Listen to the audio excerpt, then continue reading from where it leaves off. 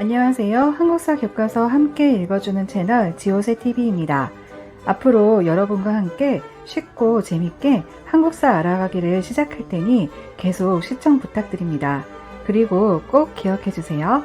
아래 설명에 링크되어 있는 블로그를 방문하시면 오늘 들으신 내용을 텍스트 버전으로 보시고 프린트물도 다운받으실 수 있습니다.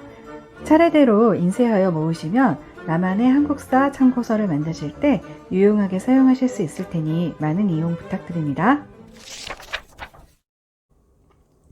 강가에 살던 구석기인들 눈에 보인 것은 바로 주변에 엄청나게 널려있는 자갈, 돌들입니다.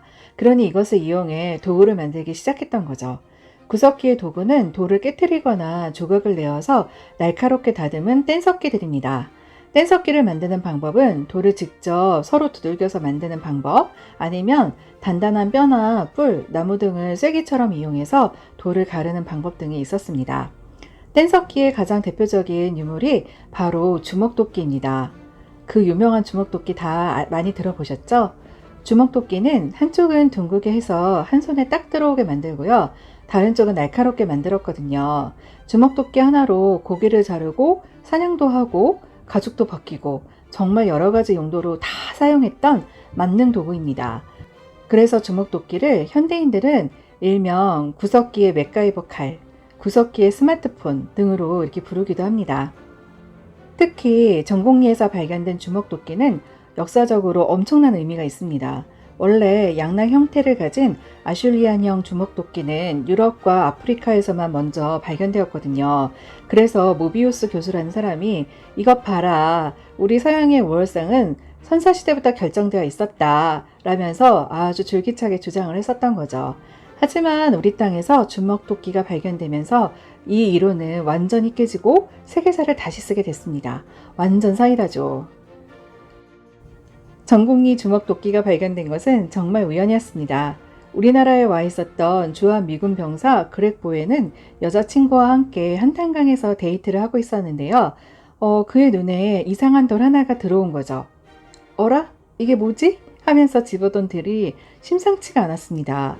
그래서 그는 이것을 정밀 조사하도록 그렇게 의뢰했고요. 이것이 바로 동아시아 최초로 발견된 주먹도끼로 판명됩니다. 그런데 그렉 보웨는 어떻게 그것이 특별한 돌인 줄 알아봤을까요? 바로 그의 전공이 고고학이었거든요. 세상에 고고학을 전공한 미국 병사가 먼 한국에 와서 여자친구를 만나서 강가에서 데이트를 하다가 주먹도끼를 보고 그걸 알아봤다. 와, 정말 우리에게는 너무나 고마운 운명 같은 우연입니다.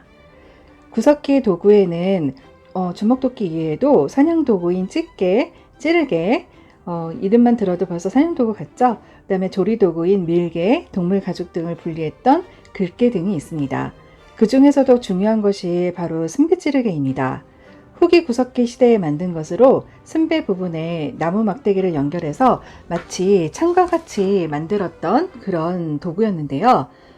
구석기 시대 후반으로 갈수록 기후가 올라가고 맘모스나 그런 덩치 큰 짐승 이런 애들이 점점 사라지게 되니까 토끼, 여우, 사슴 이런 작고 날른 동물들을 잡아야 되는 그런 상황이 됐던 거죠.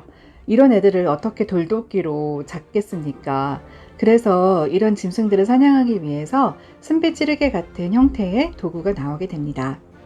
승배찌르개는 나무와 연결하여 활과 창으로 사용했기 때문에 서로 이었다 하여 이음 도구라고도 부릅니다.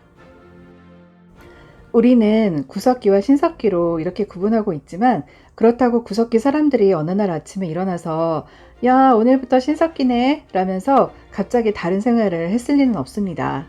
서서히 아주 느리게 발전해 가면서 신석기로 향하게 되는데요. 그 소요된 시간이 69만 년 정도니까 1년 다르게 변해가는 요즘에는 정말 상상할 수도 없는 그런 시간입니다. 물론 그 시기에 구석기 또한 전기, 중기, 후기라는 시간을 거치기는 하는데요. 가장 큰 차이는 전기에는 하나의 도구, 주먹도끼 같은 거를 여러 용도로 다양하게 사용한 거고요. 중기에는 하나의 도구가 하나의 용도로 사용됐다는 거, 밀개나 글개 이런 게 대표적이죠. 그리고 날씨가 따뜻해지고 신석기로 넘어가는 시기인 후기 구석기에는 석기를 잘게 다듬은 잔석기, 승배찌르기 이런 것들을 사용한 것입니다. 이렇게 오랜 시간이 지난 후 인류는 조금 더 발전한 시기인 신석기로 접어들게 됩니다. 여러분, 이렇게 듣기만 하시면 2% 부족하시죠? 그럴 때 바로 역사의 현장을 직접 방문해 흥미로운 시간 여행을 즐겨보시면 어떠세요?